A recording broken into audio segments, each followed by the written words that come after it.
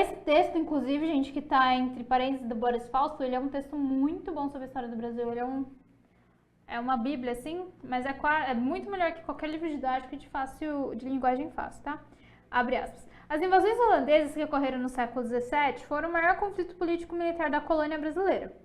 Embora concentradas no Nordeste, elas não se resumiam a um simples episódio regional.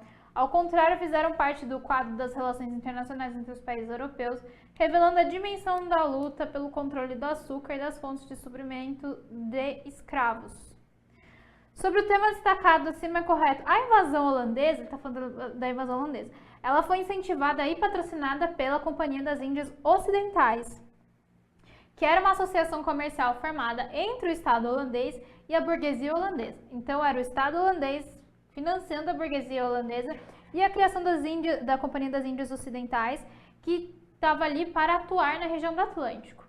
Afinal, ninguém queria deixar de lado a região do Atlântico, porque a região do Atlântico era a região mais rica, e a região do Atlântico ela estava sendo dominada por Portugal e Espanha.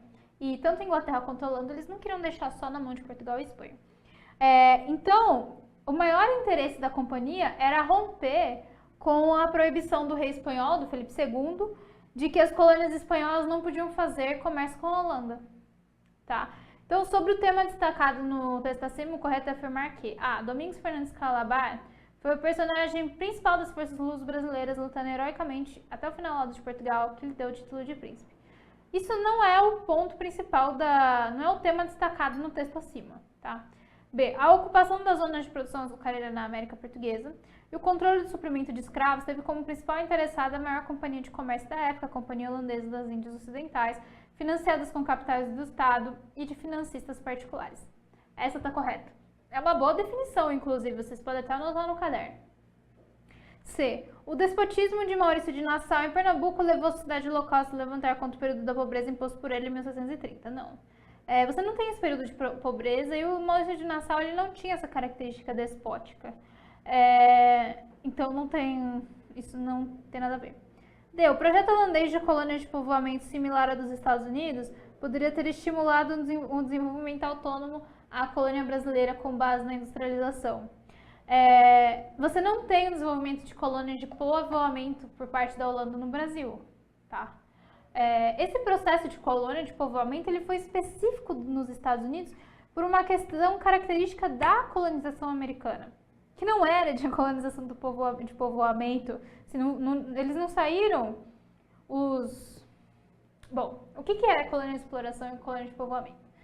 Foi ensinado durante muito tempo que o Brasil era colônia de exploração, por quê? Porque veio para o Brasil a escória de Portugal, que queria só explorar o Brasil e voltar para Portugal, né?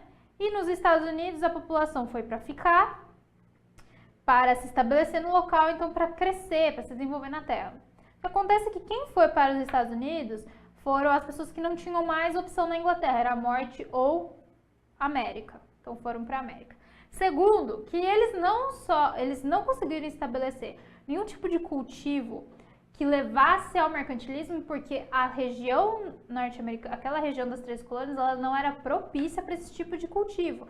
Até por conta da latitude americana, a região do norte, nordeste americano ali, Nova York, Maryland, Virgínia, Carolina do Sul, Carolina do Norte, é uma região que ela congela a terra durante o inverno. Então, as primeiras missões que saíram da Inglaterra e foram para os Estados Unidos, todo mundo morreu de fome, tá? Eles só conseguiram sobreviver quando começaram a fazer alianças com os indígenas. É bem provável, se a gente for brincar de adivinhação, que se a Inglaterra tivesse encontrado ali uma terra tropical, a lá Brasil, teria açúcar lá até hoje, né? Então, só não foi totalmente de exploração por conta disso. A partir do momento que eles conseguiram desenvolver um produto que tinha mercado, tinha demanda, que era o açúcar, sobretudo na época da Revolução do Açúcar, não, desculpa, o algodão, sobretudo na época da Revolução Industrial, que começa com a indústria têxtil, os Estados Unidos deslancharam na criação das plantations. E você tem uma escravidão muito forte, né? no caso do Brasil, quem veio para o Brasil?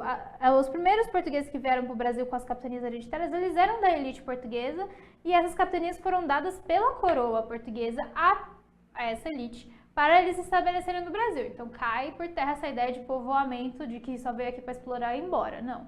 Eles vieram para estabelecer o pacto colonial. Era para explorar? Sim, como todas as colônias. Então,